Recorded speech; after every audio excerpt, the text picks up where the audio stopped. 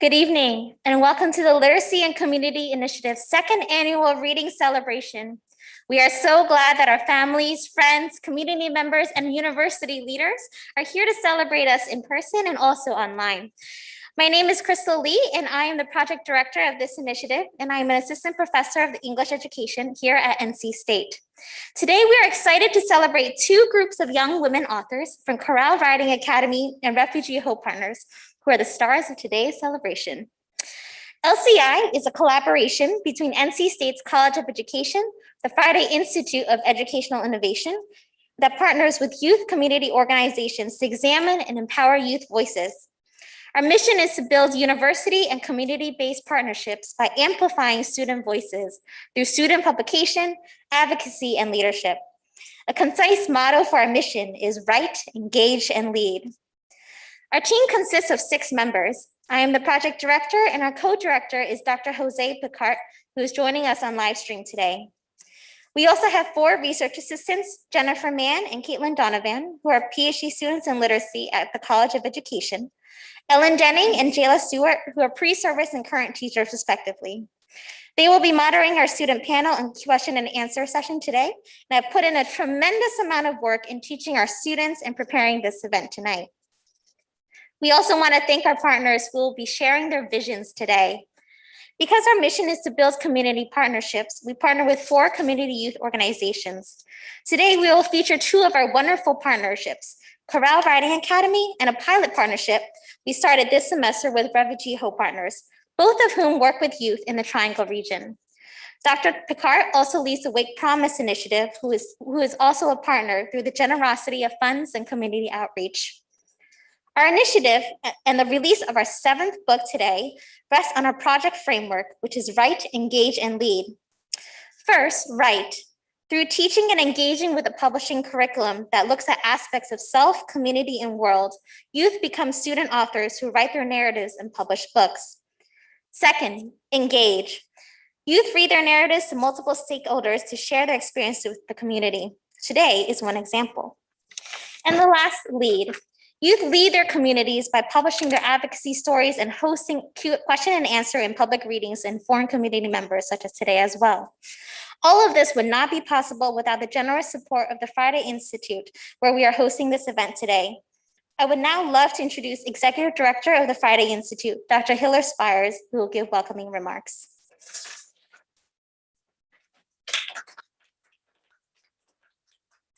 Thank you, Dr. Lee. And welcome everyone to the Friday Institute for Educational Innovation. As Dr. Lee mentioned, I'm Hiller Spires. I'm the executive director here, and I am delighted to be here with you this evening. And I'm so excited to be here for the 2nd Literacy and Community Initiatives annual reading celebration. I was also at the first one. This is our first event that we have held in the Friday Institute space since the pandemic hit in March 2020. So this is indeed a special evening. And let me congratulate all of you. This is a very special occasion, and you're doing inspirational work. The young women authors from Chorale Writing Academy and Refugee Hope Partners, thank you for sharing your work and for sharing of yourselves. Drs. Lee and Picard, thank you for your leadership and bringing together all of these wonderful partners. You know, the famous writer Flannery O'Connor once said, "I write to discover what I know." Well, tonight we are excited to learn about what you have learned and what you know through your writing. And we are so appreciative that you are willing to share what you've learned and part of who you are with us tonight. What a special Friday evening. Thank you so much.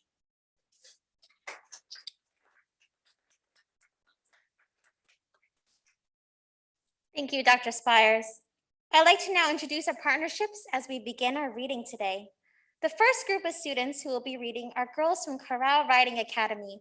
Chorale is a faith-motivated nonprofit that equips adolescent girls in high-risk situations through a long-term holistic program of equine therapy and education to prepare each girl in her community with skills, resources, and opportunities so that she can gain access to a bright future. Chorale recently won WRAL's Nonprofit of the Year Award for 2021. I'd like to welcome Janaya Marvel and Lauren Clements, staff members of Chorale, who will be introducing our Chorale student authors.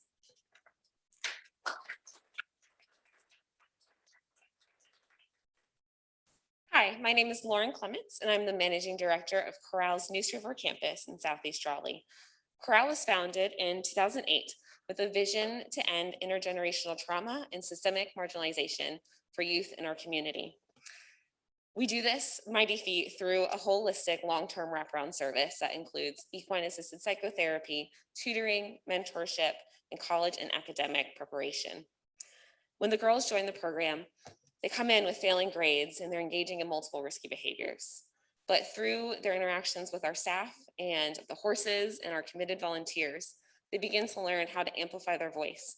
They begin to learn what their passions are and what their strengths are, and to be able to achieve their goal despite the obstacles that life has put in their way. 2 years ago, when we started our partnership with LCI, I got to see how the girls can advocate even before they graduate. Normally they graduate, they go off to college, and they become amazing advocates in their communities for youth, just like them. But when LCI started to partner with us, we got to see the middle schoolers and the high schoolers learn how to write their own stories, how to become leaders in their communities, and how to engage their peers and their families in this important work. So thank you, LCI. Now I'm going to introduce my colleague, Janaya Marvel.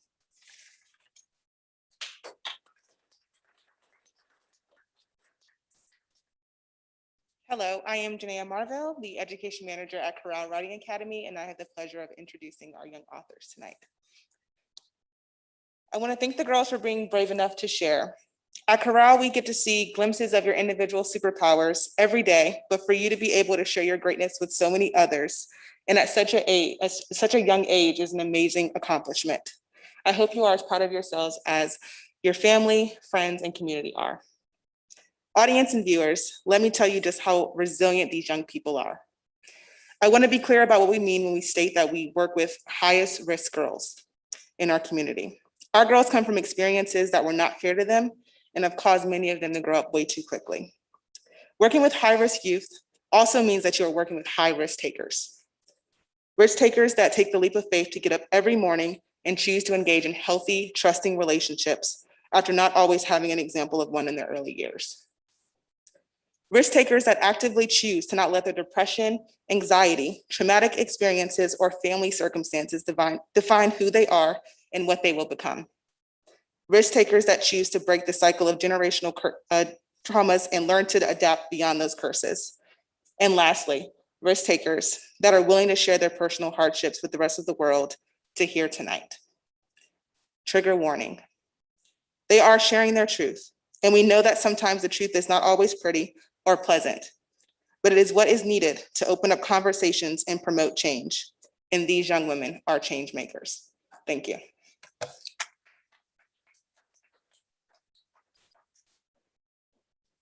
Thank you, Janaya and Lauren. Today, the girls at Chorale will be reading their second book, Healing Starts with a Story. As the girls read their words, we will also put their written pieces in the chat so you can follow along. Since we are all wearing masks for precaution, which may hinder volume and verbal communication, we encourage you to read and listen as the reading begins. So first, I'd love to introduce our first author, Vivian Green.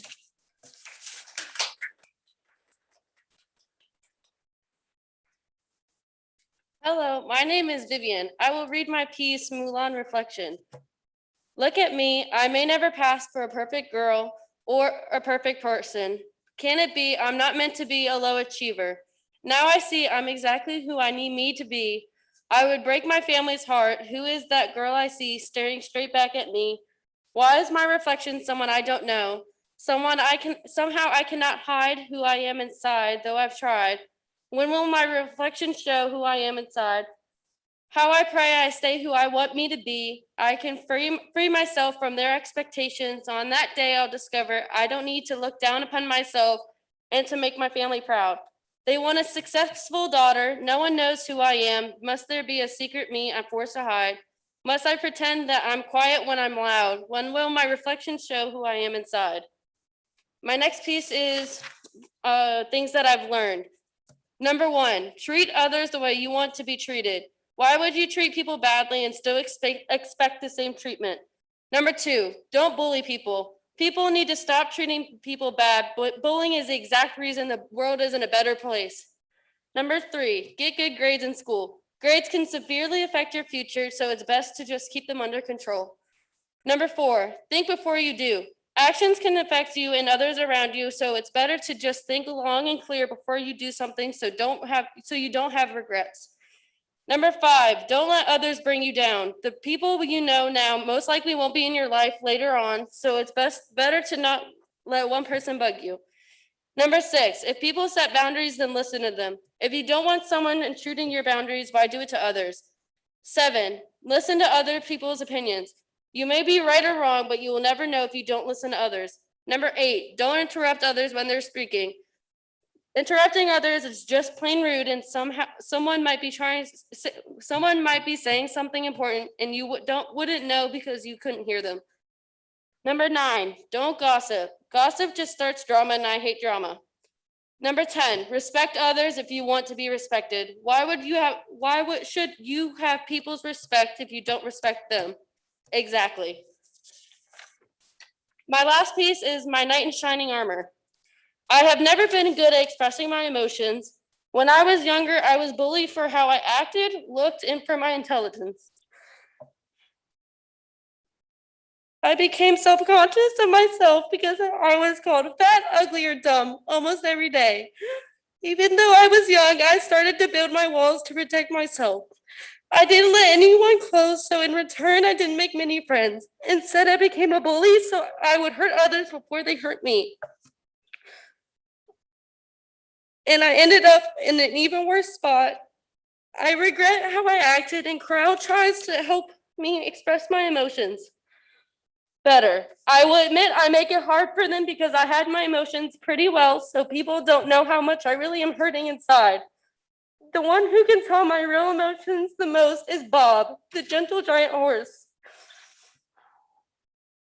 Bob does this thing, which I love, that when I am in a bad mood or I am upset and mask it with a smile, he doesn't move.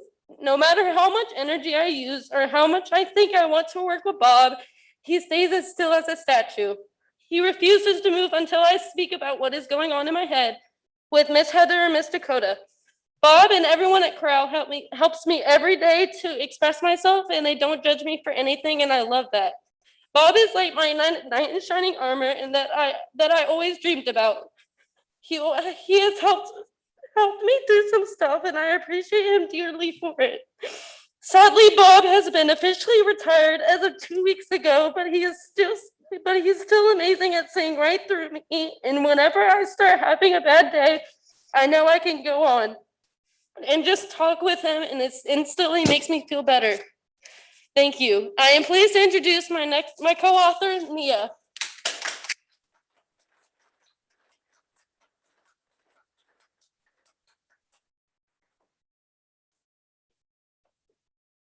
Hi, my name is Nia. I will read my piece. Things learned. Always go with your first answer. Never second guess yourself. Don't put too much food on your plate. You can always go back for more, except for Thanksgiving. If you have something to say it to that person's face. Just because someone else is having a bad day doesn't mean you should also. Mistakes are okay. Just don't make the same one over again. Be yourself. Don't compare yourself to others. If you want something, do it yourself and be nice to everybody. My next piece is Mulan Reflection. Look at me. I may never pass for a perfect daughter or a perfect person. Can it be I'm not meant to be alive? Now I see why my birth mother gave me up. Somehow I cannot hide who I am, though I tried. When will my reflection show who I am inside? I could feel myself from their expectations. On that day, I'll discover who I'm meant to be and to make my family proud. They want a daughter who is expected to do stuff even when I don't think it's good for me. It's my decision, not theirs, but nobody understands that no one knows who I am. I feel like I'm supposed to act like everything is okay, but when I do that, I explode with all my emotions I kept in. Must I pretend life is great? But at the end of the day, the Fortunes, they're home, and I wouldn't trade them for anything. The best part is since day one, they have always treated me like I was theirs. Thank you. I'd like to, I'm pleased to introduce my co-author, DJ.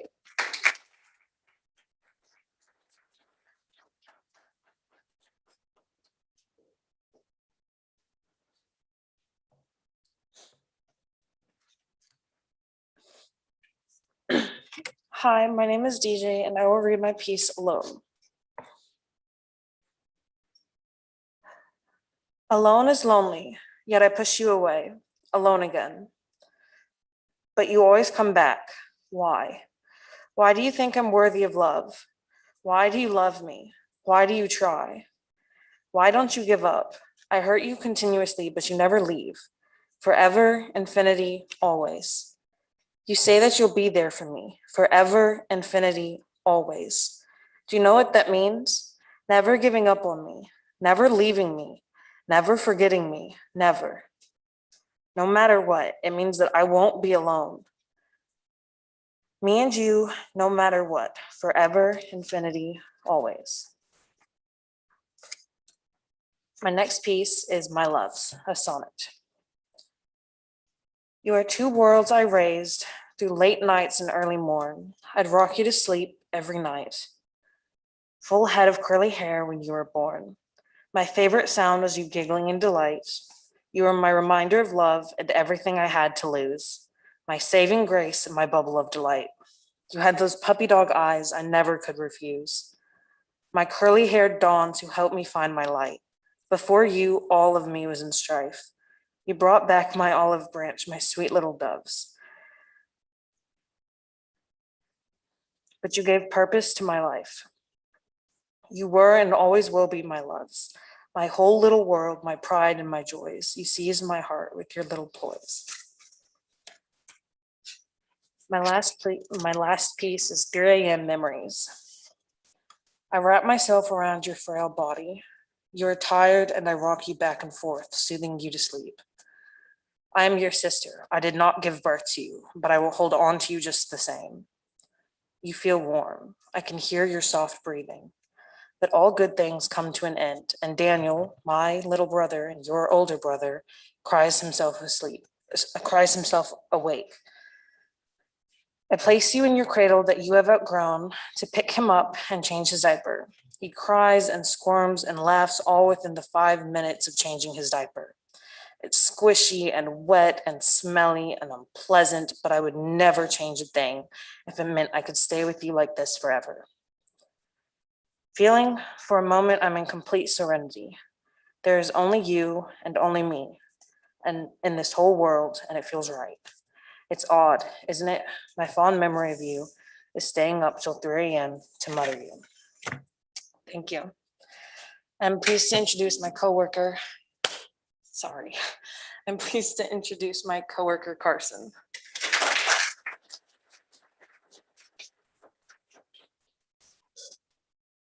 Thank you. My name is Carson. I'll be reading my piece, The Storm Before the Peace.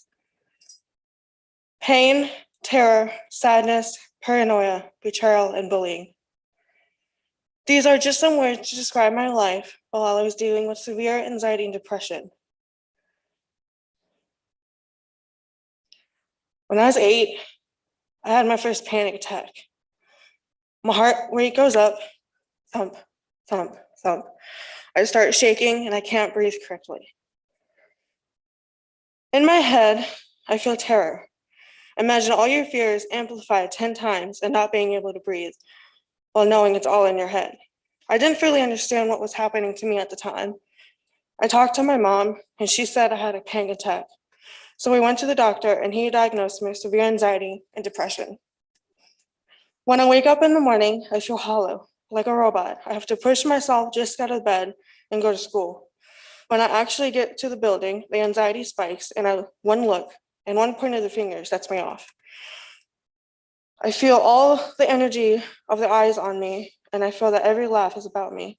That happens every day I go to school. When I entered 7th grade, it was hell. My anxiety was through the roof, and my depression was slowly killing me. My trust was shattered, and so was my heart. It put me into the place where I wanted to kill myself. I wanted the hollowness and pain to end quickly. None of the techniques I was using to cope with, like breathing for 4 minutes, was working, and I didn't think I could take any more pain. When my parents found out on Halloween night around 11 p.m., I was at the Lammy family at a trunk or treat event at their church. I remember Miss Alice and Mr. Matt telling me to wait in the car. When they came in to get me and I entered the house, I saw my mom trying to wake up my dad. Miss Alice and Mr. Matt told my parents what happened and offered a prayer. I remember holding hands with Mr. Matt and my dad. I was shaking and crying silently. I felt helpless and small. I could feel my heart breaking. The pressure, an overwhelming sense of dread and utter despair was too much. Later that week, my dad and I went to Fayetteville psychiatrist's office, and I talked to Ms. Brown, my current therapist. We started talking, and I subconsciously was fidgeting with my sleeve and started to get clammy and nervous. She suggested I go to this nonprofit organization for troubled girls called Chorale Riding Academy. They rescue neglected and abused horses for therapy, not only for them, but for the girls who have a hard time in life. When I first got out of my black Nissan, I felt the warmth of the sun on my face, and I could hear the songs of the birds playing. And I saw beautiful tulips and strawberry plants on their planting beds. At that moment, for just a second, I felt at peace for the first time in a very long time. I took a deep breath and silently told myself, I can do this. And I walked into the blue small house. I very quietly asked the woman at the front desk, where am I supposed to be? She gave me a very welcoming smile. So I took a deep breath and I gave her my best fake smile, hoping she couldn't tell the difference. She said to follow her, and we went outdoor that I just came out of. When I got outside, I saw big, beautiful oak trees blocking the sun and a wooden round pen. The further we went, I realized we were walking down a gravel driveway that seemed to sparkle with the sun.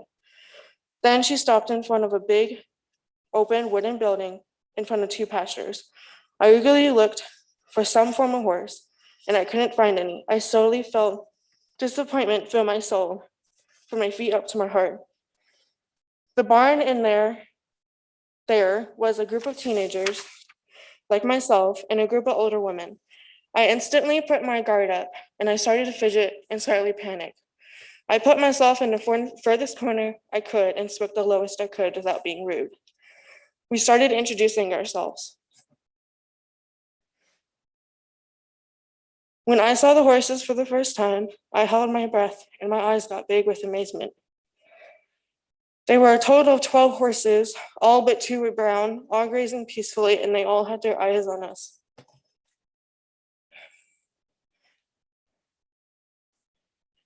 I felt my body slowly start to calm down, and then they led us to the field. I slowly made my way to the biggest horse there. Still to this day, I don't know why I was drawn to this horse, but at that moment, I knew I had found my match. I hesitantly walked out to the big, light brown fur with blonde raining mane, in anticipation and a little fear.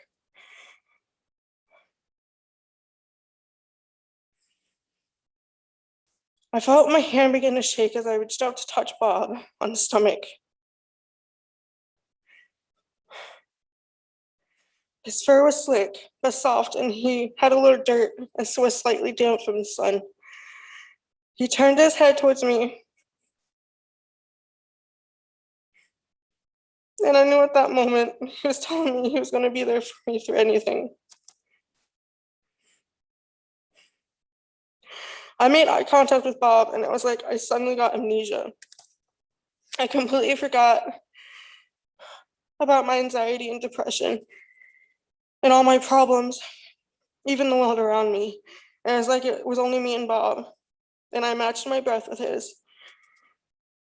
That's when I knew I found my partner. When I'm at Chorale, I could be myself, and I'm free to face my problems without embarrassment or shame. That was a hard lesson I learned much later in the program. I was still am slowly getting better at coping and facing my problems. I learned so many lessons at Chorale, but one of the most important ones for me is self-love is the best love. My anxiety does not define who I am. I am so much more. I am currently still in the process of believing.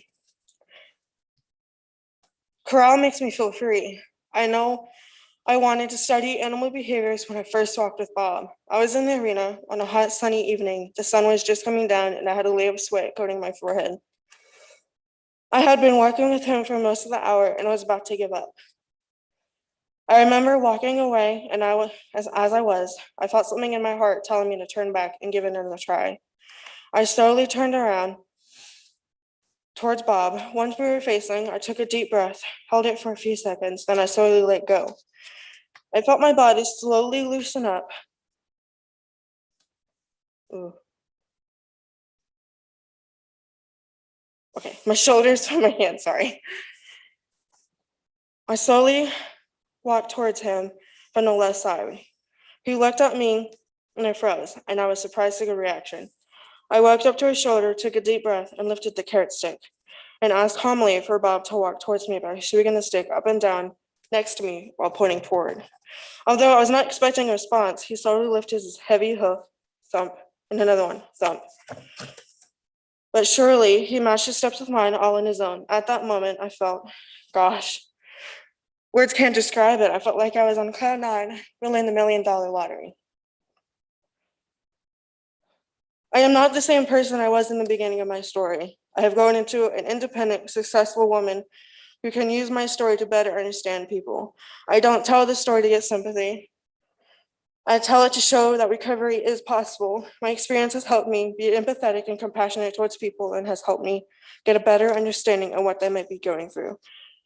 These experiences with Bob and other horses taught me the wonder and amazement of animals. Thank you. I am pleased to introduce my co-author, Soraya.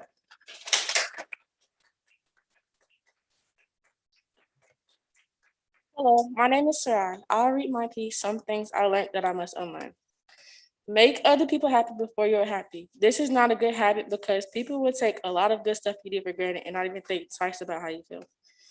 Be passive in every situation. I need to unlearn this because passive means if you're happy, I'm happy. But everyone has needs and feelings too, so it's better to be assertive so you both feel the same way and not just since you're happy, I'm going to be happy. Because that's not how feelings work in the long run.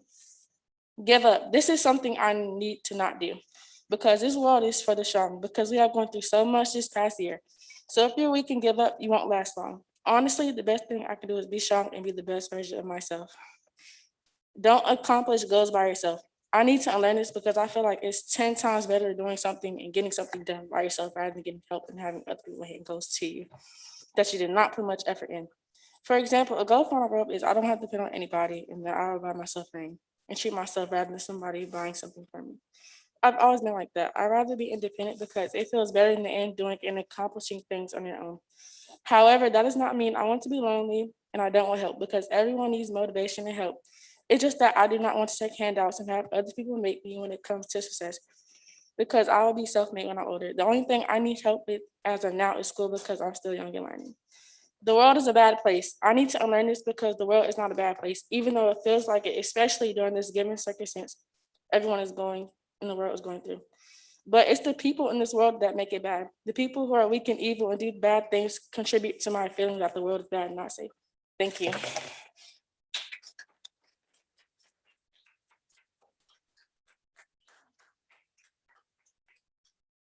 Can we give another round of applause for the Chorale Writing Academy?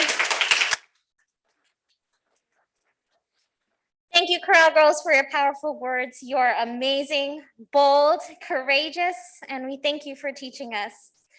Next, I'd like to welcome Michelle Sulfridge, Executive Director of Refugee Hope Partners. This year, we piloted a short writing program with a few girls in anticipation for a formal launch next year. We are excited that some of the girls can join us today to read their in-progress works. So Michelle, would you come to the podium?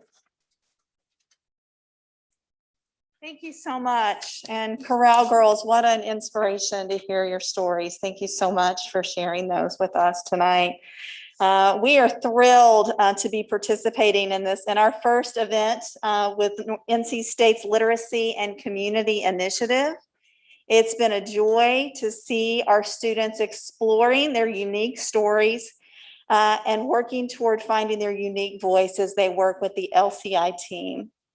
Thank you to Anna Purier from Refugee Hope Partners for coordinating this project on our end. Thank you to Crystal and Jennifer for welcoming us into this family. And thank you to Jayla and Ellen for spending Saturday morning with our students. Refugee Hope Partners is a local nonprofit organization that exists to engage, equip, and encourage refugee families so that all may thrive. We serve families that have resettled in the Raleigh, North Carolina area from over 39 different countries. Refugee Hope Partners serves these families through a variety of holistic programs, many focused on education. The world is coming to us, and we are thankful to welcome them to our city. We are better with them here. As families come together in this new place, they form a different community while forging a new future. Many have spent years in refugee camps or similar areas of containment, unable to return home and unable to move forward. Through the resettlement process, they are building a new life here. Although the challenges of learning a new language and a new culture are daunting, we see families overcoming obstacles in inspiring ways. In this new community, students learn together through diverse friendships. Through this program, LCI provided structure and safety for students as they walked along beside each other, processing past experiences and discovering their voice. It's been a joy to see them press into the process, finding strength from within, but also from each other. Tonight, our students invite you into this platform of healing as they share their ideas and their words. My hope is that you would take their stories and give thought to your own. When we see glimpses and truly listen to each other's stories, we experience a community that is more rich, more beautiful, and more diverse than we could have ever imagined. Girls, I'm looking forward to hearing you share tonight. I could not be prouder of you, of who you are now, and who you are becoming. Thank you.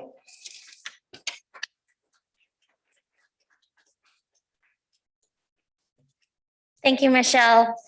Now we'd like to welcome our research assistant, Jayla Stewart, who will read a poem by student author Tamana. Tamana could not be here with us today and has asked Jayla to read on her behalf.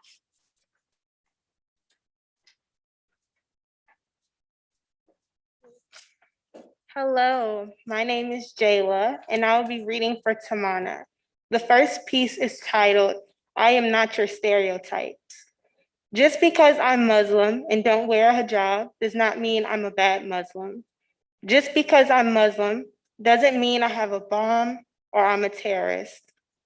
Just because I'm short does not mean I'm weak. Just because I wear what I want does not make me an object. Thank you. The next piece I'll be reading is called Where I'm From. I'm from a country where you can't go outside without a fear of being killed. I'm from a country where everyone you love dies or is abducted. I'm from a place where you can go days without eating or drinking anything simply because you just don't have it. I'm from a place with respectful people and loving people. I'm from a place where it was torn down into disaster because of war. I'm from Afghanistan. Thank you. I am happy to introduce the next speaker, Rashika.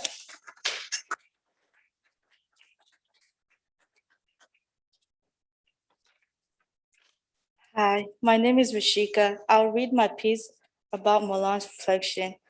Look at me. I may never pass for a perfect student or a perfect friend. Can it be I'm not meant to be a leader? Now I see if I don't join the military, I will break my family's heart. Who is that girl I see staring straight back at me? Why is my reflection someone I don't know? Somehow I cannot hide. Who am I? Though I've tried. When will my reflection show who I am inside? How I pray for a better future. I can free myself from the expectation. On that day, I'll discover who I am. And to make my family proud, they want a doctor. No one knows who I am. Must there be a secret me? I'm forced to hide. Must I pretend that I want that future?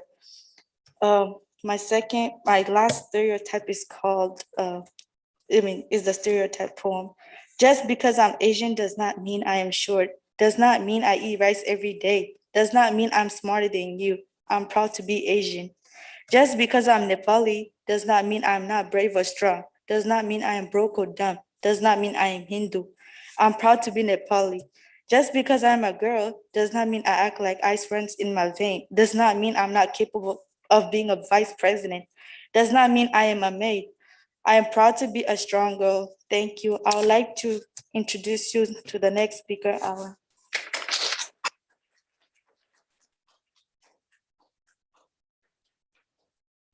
Hello, my name is Ellen, and I will be reading Arizu's work because she cannot read for us tonight. And her first piece is I'm Not Your Stereotypes. Just because I don't wear a headscarf does not mean I'm not Muslim. Just because I'm Muslim doesn't mean that I have a bomb in my backpack. Just because I'm a woman doesn't mean I'm weak. And just because I'm Afghan doesn't mean that I'm going to get married at 16. And her last piece is Where I'm From. I'm from a country that has been suffering from war for 50 years. I'm from a family that respects and loves everyone. I'm from a family with a kind heart. I'm from a place with beautiful and smart women. I'm from a place with a lot of bloodshed. Thank you. I'd like to introduce the next speaker, Safi, sorry.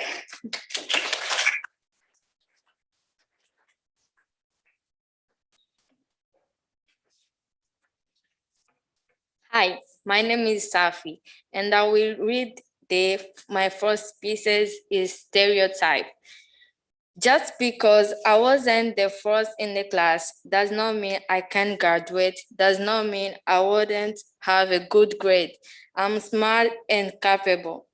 Just because I have a skinny body does not mean I'm not eating every day, does not mean I wouldn't like to have an average body, does not mean I don't like my skinny body. I'm beautiful. Just because I'm come from poor country does not mean I'm not polite, does not mean I am not educated, does not mean I'm not caring for and others. I'm worthy and respect. I need to present my second pieces. Where am I from? I'm from Burundi, a place where there are superhumans. I'm from somewhere you can find the idea in your own way to win life. I'm patient, caring, and helper. I'm from the place they can show just how to start, but then you need to do everything on your own and be strong. The last pieces is memory. My memory I will never forget is my dad give us a story when he suffered when he was at the school and his mom died. It was such a touching story from him. And when in 2015 there was manifestation in Burundi, I was so worried because I had never seen such fighting before. And I come in USA, and when my sister born, there was a rain. I don't know how to explain. That rain was so strong, and my mom was pregnant, and the wind knocked her down. When she was pregnant, my dad wasn't there when this happened. Thank you.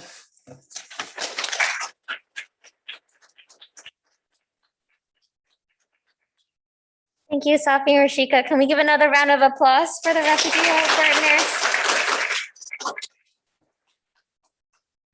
We'd like to now transition to a time for question and answer. This is a time for you to engage with the students. We have 3 questions for our student authors first that we'd like for them to answer. We also encourage you to ask your question in the live chat online, or if you're in person, the few of us who are in person, if you can raise your hand as well. So our first question is, what have you learned about yourself and your peers from this process? And we have Safi who will answer the question for us.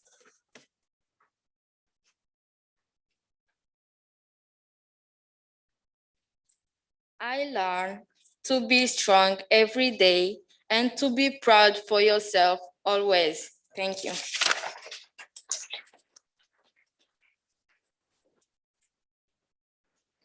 Thank you, Safi. Our second question is, how has writing and publishing the book prepared you for your future? We have DJ and Carson who will answer this for us.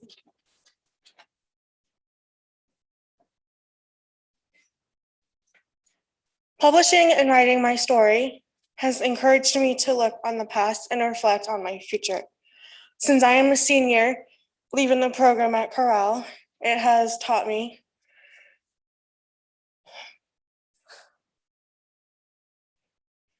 to always remain strong and to never give up, and that change is good and never ending. Thank you.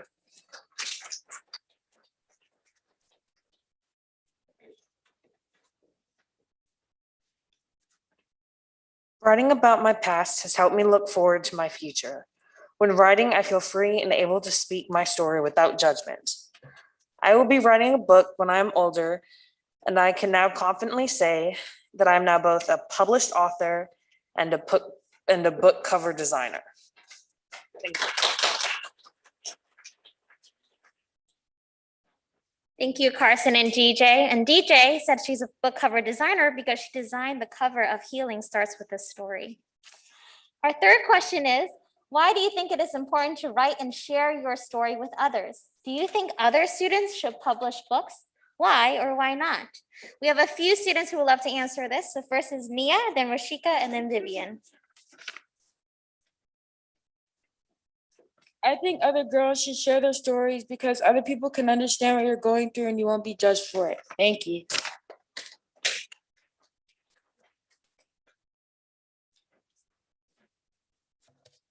The reason why it's important to share your story is because not everybody understands the situation you go through.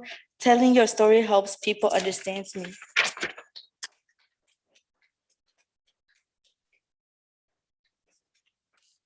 I think other students should publish books because it helps people write out their feelings, which will help them and encourage others to do so too.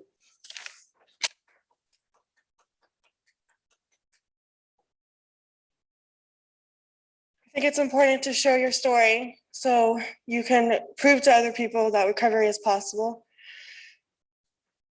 and to show that not everyone, well, everyone might be going through the same thing. Thank you.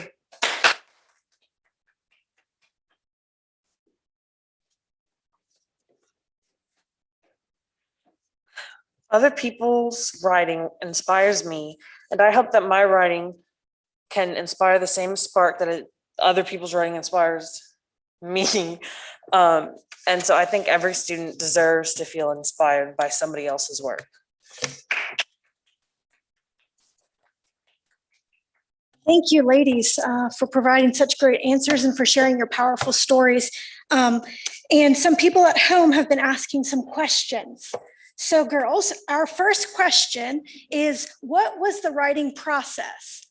What was the writing process? So maybe you want to come up and explain your personal writing process or the process for writing with us. All right. You ready, Vivian?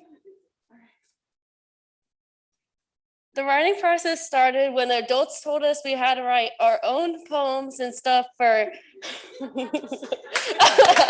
for a book. And they pretty much made us write, but we totally did it willingly at the same time. And then we had to write like 10 different things. We had to only do once a week for college prep, which is something on our schedule every day.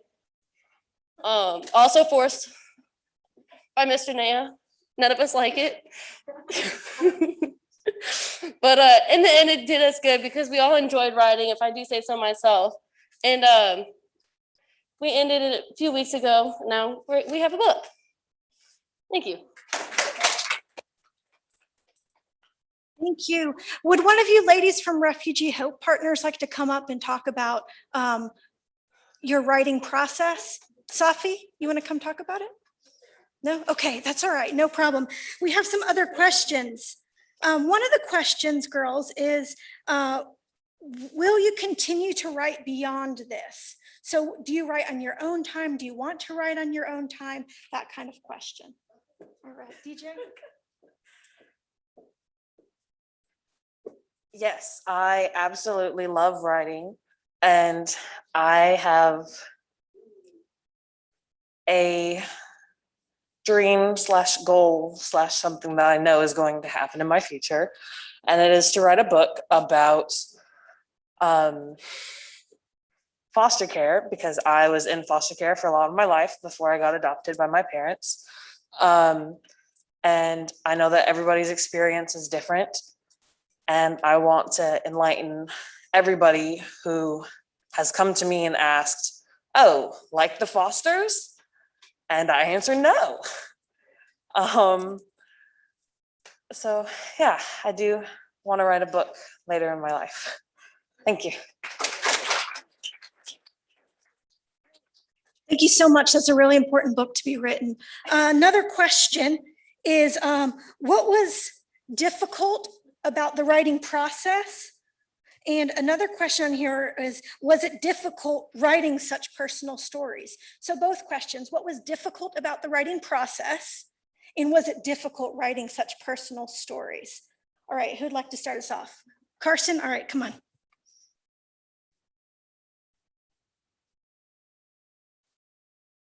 I'll have to say the hardest part about writing my story is reflecting on how sad and miserable my life was back then and how utterly hopeless I felt. But it also gives me hope for my future, to see how far I've come and how far I'm going. What was the other question? Okay, thank you.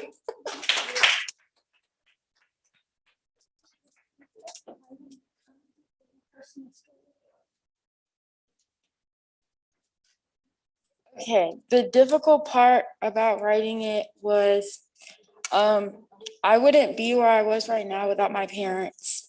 And I don't always act like I love them, but they're my family. Thank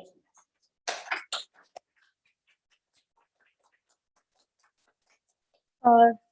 For me, it was hard for me how to start it and how to end it because it was my first time and I did not know. Thank you.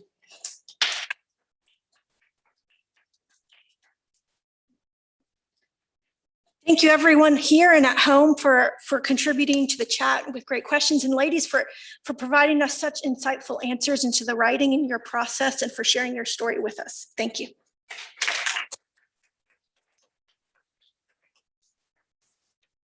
Thank you so much. We'd like to thank you all for coming and for joining us online.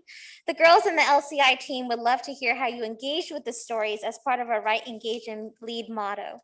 So we have a few minutes at the end that we said this event would end at 7, but we also would like you to take just 3 minutes to fill out a survey form in the link online.